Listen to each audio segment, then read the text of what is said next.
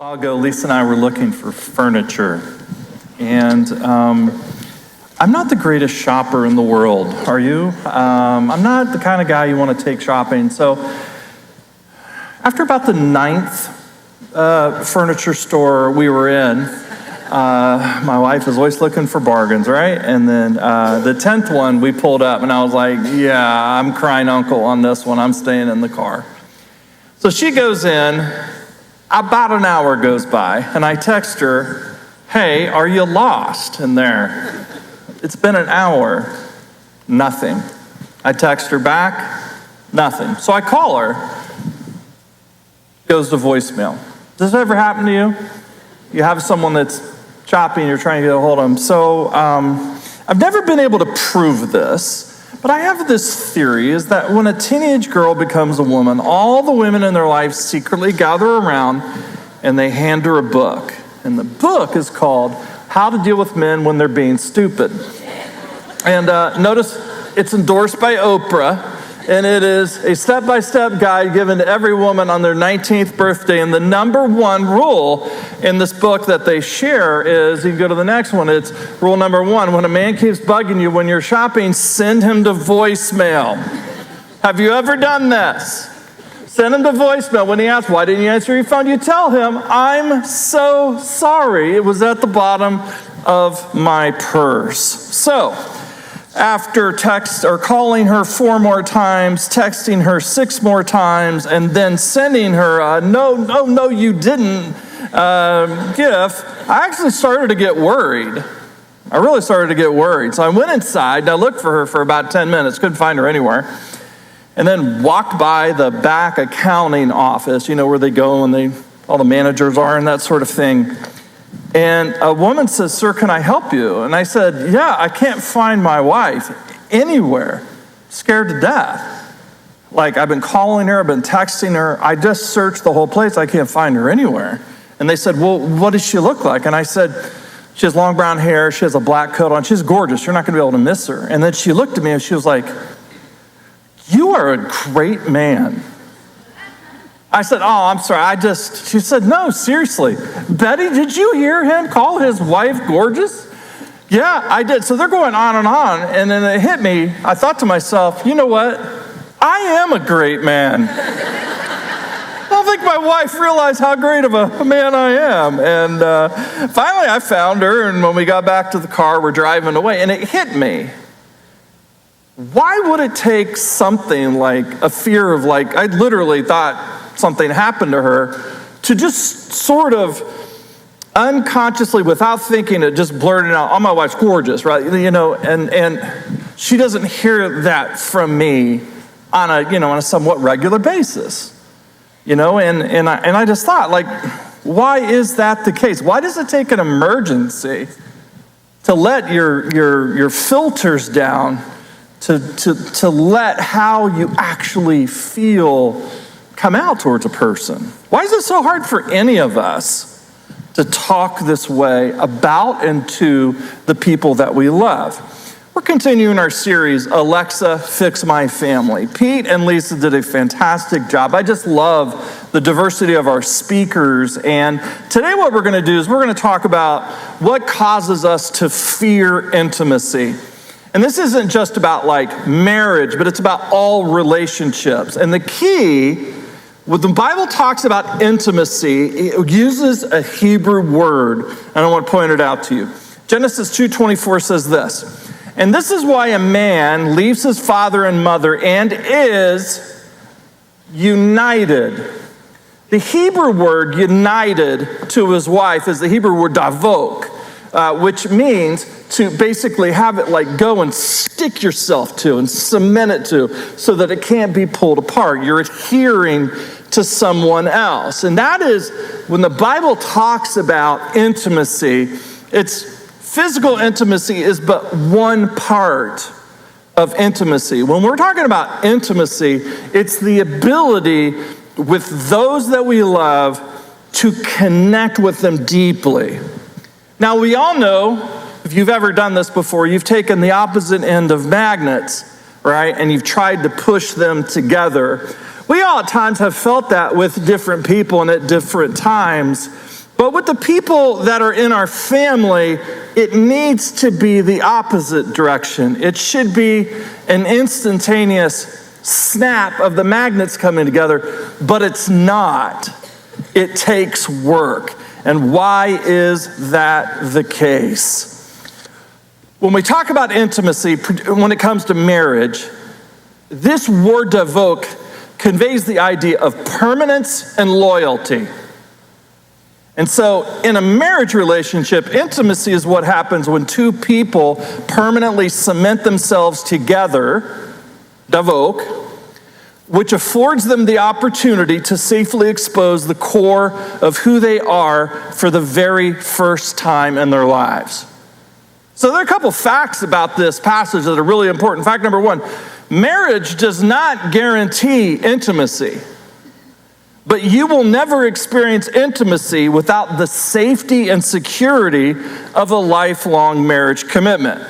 The last 30 years, marriage therapists have been talking a lot about attachment. That if you didn't feel attached, or the Hebrew word davok, cemented, attached to your parents, what often happens is that you will then carry that into a relationship with someone else. And so someone will say, we've been married for 3 years and we haven't deeply connected. And what a marriage therapist will say, no, you didn't have this problem for 3 years. You've had this problem for 33 years. Here's what the Bible teaches. You will never fully know who you're marrying until after the ceremony. Do you believe that? Like, yeah, absolutely. It's the Forrest Gump principle of marriage. You know, life is like a box of chocolates. You never know who you're going to get, right? And it's not until after you put the ring on and say, I do, and that sort of thing, that you're like, oh my gosh, now this actually is who I'm married to. I'll talk to couples who don't have that permanent legal relationship, and they'll tell me, you're wrong. We have true intimacy. And I'll say, do you have 2 checkbooks? And they'll go, yeah. I'm like, okay, well, right there. The checkbook is the reflection of the inner division that's still there. You have what's called pseudo-intimacy. Now, fact number 2 is you have a 2-year time window to attach yourselves together as a couple before major problems develop in your relationship down the road. Like, one of my favorite books is a book called Passages of Marriage, and Dr. Minirth says that every marriage relationship goes through different phases. Now, what I want you to do is I want you to point out either the phase that you're in, or for those of you who have been married and you got a parachute and you're like, I'm gonna get the heck out of here, Dodge, right? Just show me the passage where you got out. The first passage is young love. This is where you get married and you're like, I'm marrying the greatest person in the world, right? And you have a couple key things that you have to do. One of them is develop a sexual union, which has nothing to do with intimacy. But you're doing that. You are developing a unique connection, davok, with one another. You're separating from your extended family in a healthy way. You stay connected in a symbiotic way, but you have your own identity. You begin your own traditions, that sort of thing. That happens in the first 2 years.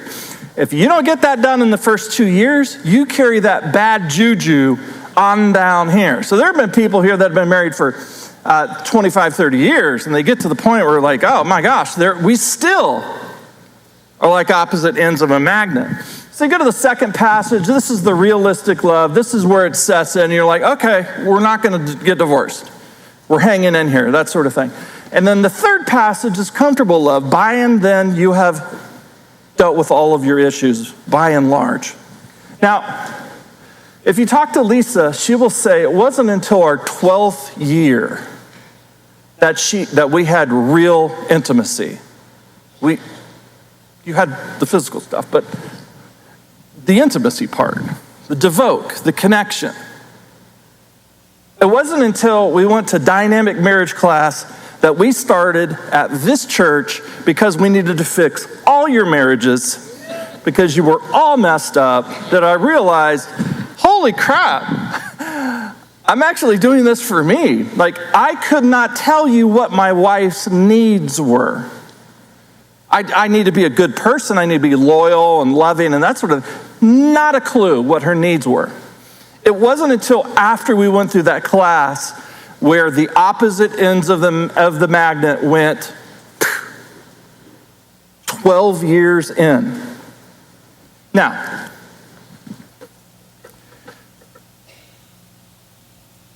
how do we begin to retake that ground? There are some of you that might be here. This explains why it doesn't happen here in the first passage, and you get right around here, and kids go out of the house, and they're like, why are we even staying with each other? Why are we doing that? Because they haven't addressed what needed to be addressed here.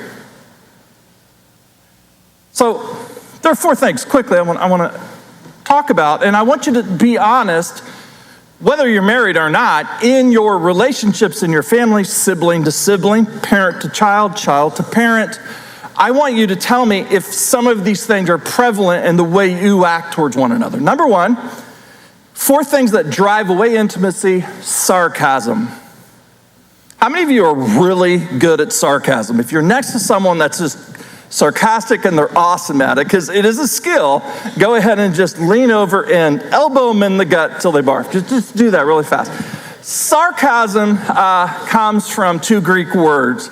The Greek word sarx, which means flesh, and notice in the NIV, when the Apostle Paul talks about the sinful nature, it's the word sarx.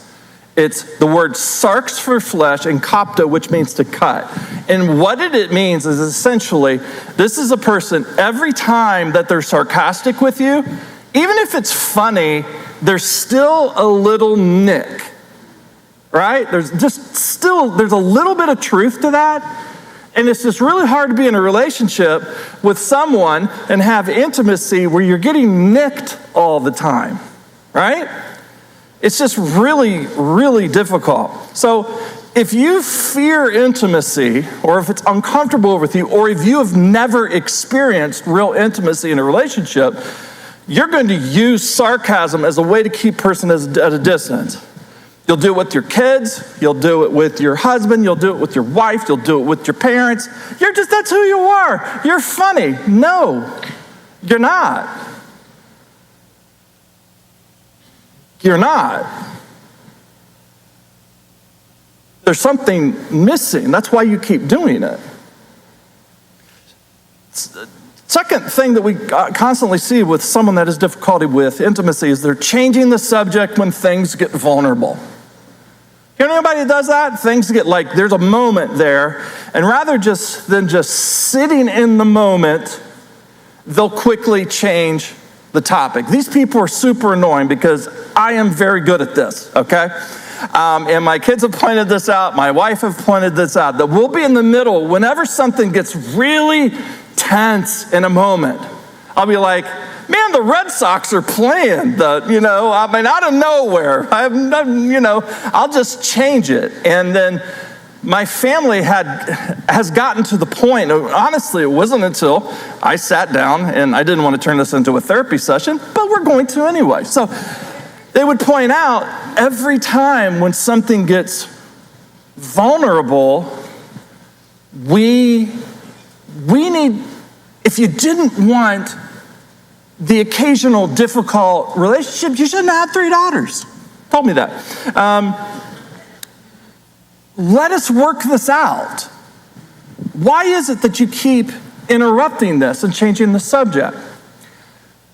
After sitting down, talking with my counselor, my parents both came from very violent homes.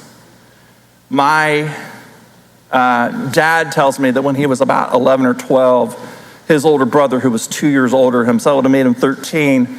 Their dad was out drinking again, always gambled away their money. They had to go to family members to get food and that sort of thing. And he was, again, this night, drunk, coming home smacking my 5-foot, 90-pound grandmother all over the place. And my dad's brother, Bob, came out of nowhere, flying across the room and grabbed him and just shoved him into the wall in the kitchen and said, "If you ever touch her again, I'm going to kill you.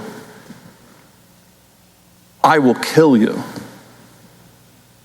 My dad said he never touched her again. The drinking didn't stop, the gambling didn't stop. And so my mom grew up in a difficult situation as well. So when they married, they made a commitment. We're not going to fight in front of our kids. And they didn't. I never saw my parents fight ever. I literally am not exaggerating at all. I never saw my parents fight ever. So I sort of I got a PhD in, you don't let it out. And so whenever there's that comfortable moment, the Red Sox are on, people. Does anybody need another hamburger? Does anybody, and this happens with your kids too, right? Some of you have a son and maybe you have another son or a daughter. There's some situation, and there are some parents that want to jump in and stop the fighting right there. Right? I think what the Bible's teaching is, let them try to work it out. Now, if they're getting too mean to each other, obviously you're going to step in, but if you're constantly stepping in and creating an environment where you can't sit with the uncomfortableness of the moment, healing's not going to happen if you can't go to that place and stay in that place where you can be honest, right? Number 3, ongoing excuses for picking the fastest ride at the amusement park. This is specifically about marriage, and I'm going to go through this very fast, okay? If someone struggles with intimacy, they're always going to give reasons why they have to ride the fastest ride at the amusement park. This is a ride called the Slingshot. Very popular ride with men. Not surprisingly, not a very popular ride with women. A more popular ride with women is the good old-fashioned roller coaster, where you're taking your time till you get to the top, and then I'm talking about amusement parks, people. If you, opposite sides of the magnet, you don't want to hold in a long embrace. You don't want to go there. Now, for some people, some very good reasons for that. You have physical issues, or someone has ruined the ride for you in the past, and it's just so incredibly painful. And then it's just the fact that it takes a lot of hard work to develop this mutually beneficial situation. And so I just want to say there's a lot of pain associated with this. And we'll talk about that in a bit. Number 4, codependency. Codependency is a one-sided relationship where one partner relies on the other for meeting nearly all of their emotional needs. This is more common than you think. Film shot in Phoenixville. What was it? The Blob. All right? When you think of codependency, think of the Blob. The Blob, for those of you who have lived with the Amish your whole life, evidently, the Blob basically just attaches to people, right? And then it just gets bigger and bigger. And what happens is with the Blob is that here you are, you're not the two magnets thing. And so emotionally, because you're not able to connect, what happens is that you rely upon all of them for your needs being met. And oftentimes there's usually a seesaw effect where you're both meeting each other's needs. But sometimes when there's a lot of pain, the seesaw will go to one side, and then one person will rely upon the other person. So let me ask, for those of you who are married, Like who in the relationship relies more upon the other person. I'm not talking about like, Lisa's like, I don't know. I can't die because you can't get anywhere in the car, right?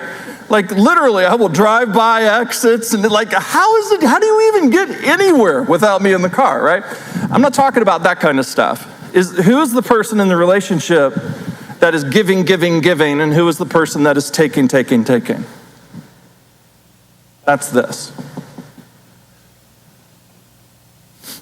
I'm going to show you a scene from a movie, and I want you to, everybody out loud, I want you to say the first 3 words that come to your mind. Ready? No, yeah, well, show me the money's good. That's good. Another sermon. You complete me, right? Looks across the room. You, Renee Zellweger, you complete me. Now, you see this occasionally on social media, right?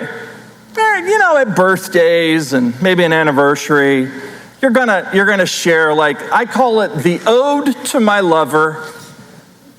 You'll show their picture and you will say all of the wonderful things about them, and occasionally that's fine, right? But there's some people, it's like, enough, we're good, seriously, we're good. Like for Valentine's Day, this is a post right here of a famous couple, and my Valentine's Day advice to my daughter: if you ever find a man half as good as your daddy, do whatever it takes to keep him. You see that? Mothers, if you say that to your daughters, I'm going to key your car in the parking lot. That is terrible advice. Terrible advice. Don't go dumping your emotional baggage all over your daughter. Your daughter is complete in and of herself. She doesn't need anyone. When God created human beings, right? Well, we'll get to that in a second. Now, for those of you who are single, I just need to apologize because sometimes it comes across that church is a couple's sport, right? Like it's the church is designed mainly for couples, and it's not at all. You need to understand that the Apostle Paul in the first century had to write a book. It's called 1 Corinthians. You look at it in chapter 7, where he had to defend people getting married. The preference in the first century was for people to stay single as disciples of Jesus. You know that, right? Like, in fact, what the Apostle Paul says is that marriage is for people who can't control their stuff. Here's the option. Singleness is preferred. It's better to be single. This is why you'll meet an older woman. She lost her husband years ago, or maybe they divorced. She's in her 60s, 70s, 80s, and you ask her, "Are you going to get remarried?" And what does she say? "Oh, heck no. No, absolutely not. I don't need somebody else to take care of," right? But you get to that point where you realize, you know what? I am complete in and of myself. And I just really wish that, dating culture puts so much pressure, particularly on girls, to get married. Come on. You don't need to get married. If you choose to get married, great. But you don't need to get... This is why I hate going to weddings that are done by pastors other than CCV pastors. Oh my gosh. First, there's always the marriage. You know what I'm saying? Like, shut up, come on. Oh gosh, there's that. But there's also, at some point in the sermon, they're going to read Genesis chapter 2, verse 18. We all know what it says, right? It is not good for the man to be alone. And they'll go off on this whole marriage brings us together, and we're able to do things together as we're married, and it completes us and makes us whole, and God has designed for everyone in the universe to find that person that's in the, kind of bring it all together. Here's a Bible study question. Why does it say that it's not good for the man to be alone?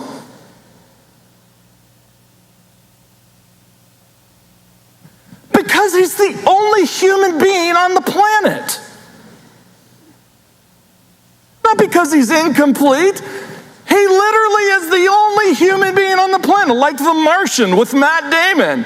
And God's like, it's not good that he's alone. Let's create other people here, right? Listen, the solution to loneliness is not marriage, but Christian community.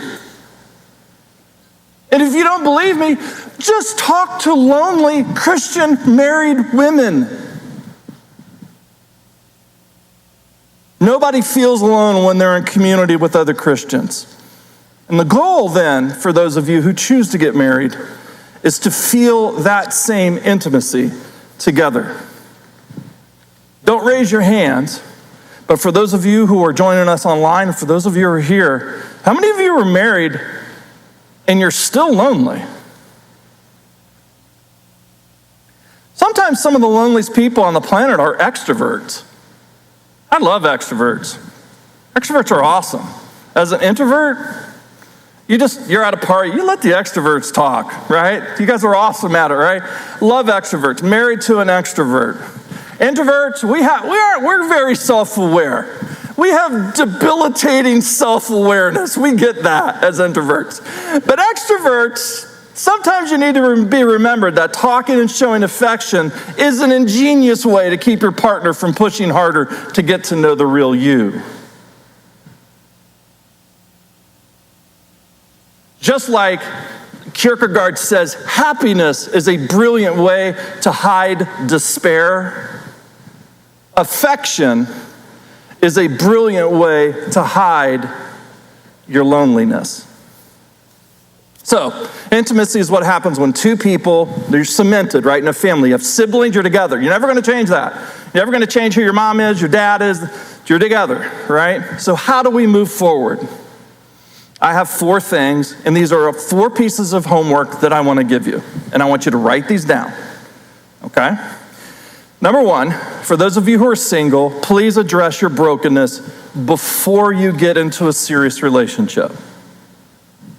The time to address your wounds is before you put the ring on, not after. You owe it to your future self. Go to our website, look up CARE, and there's a list of counselors there that are fantastic. I've seen one of them. Lisa and I have done marriage counseling, and they have done wonders to fix her. I'm telling you. I'm going to say this in love. For those of you who are living together, please either get married or move out. And I'm not saying that in like judgment. You're going to hell. That's not what I'm saying. I'm saying, please, just as a friend and as a pastor, I want what's best for you. The longer you stay acting married rather than being married, the longer, if marriage is a train that rides on a track, what you have laid in your relationship is broken track, that the train rides on. So in your relationship up to this point, you've been together, but you're still separate, right? And let me just say, most people that are in their 30s and older, when they get together and they are living together, there's usually good reasons for that. They've been burned. I get it. But what happens is that when you're in this relationship and you don't commit to the permanence, you lay down track that is unstable and broken. So what happens is when you go and you have to commit to this permanence, you're not doing it at stage 4 in the passages of marriages, you have to go all the way back to 0, and then you have to destroy and pick up all of this track and lay new track down. Because the track that you put together as a couple that wasn't really married, there were some bad core decisions that were made. And I'm just saying it out of love. Put the ring on it or move out. Third, for those who are married, practice the opposite behaviors. Practice the opposite behaviors of what we have been talking about. And so these are the 4, this doesn't apply to everybody, but the 4 pieces of advice. Number 1, this week I want you to practice speaking tenderly to each other instead of using sarcasm. So this week, until next Sunday morning, no one is allowed to use sarcasm. If they do, you're going to take their photo and you're going to put it on Facebook and Instagram. You're going to say, no, you're not going to do that. But you're just going to say, wait a minute. And I want you to use the Greek word, sarx. You're going to look at them. That was sarx. Sarx. Sarx you, sarx you, sarx you, right? You're going to point them out.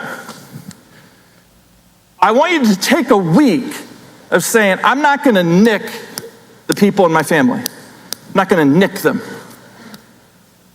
I'm going to let my words be truth. Number 2, lovingly challenge your partner to hold off this week on affection until this happens. Have them hold off on affection and talking and to share something with you they've never shared before. This week, I want you to share something with your partner that you have never shared with them.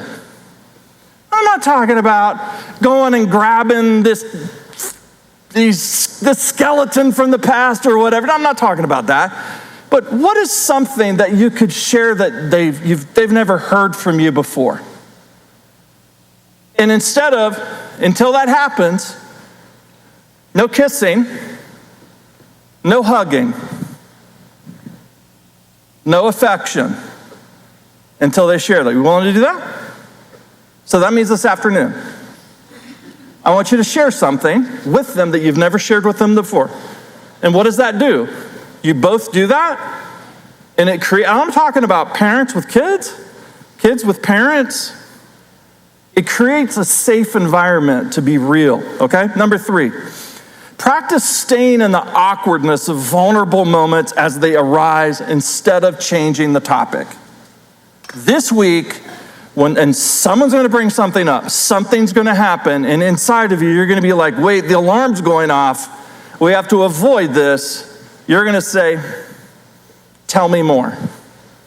John Ortberg says one of the keys to being in a good relationship with someone is to become a feedback champion. Our instinct is, you hurt me, I want to throat punch you. Instead, we're going to say, tell me more. Tell me more about that. And then number 4, this is only for people who are married, spend 60 minutes on the roller coaster without going over the top. 60 minutes this week with the person you're married to. That means you're going to take 1 full hour in the clothes that God gave you when you were brought into this world, without the TV on, in each other's arms. And I know some of you are like, I just can't imagine my parents doing that, right? Like, I am so grossed out right now. Just in each other's arms, and you're just going to talk and you're going to be with each other. When was the last time you've had an hour of just being in each other's arms without the other stuff? And I know, some of you are like, bro, I'm telling you, we'd be asleep in 3 minutes. Okay, and you'll be asleep in 3 minutes. Or I don't know if we can fund 60 minutes with small kids, and that you can.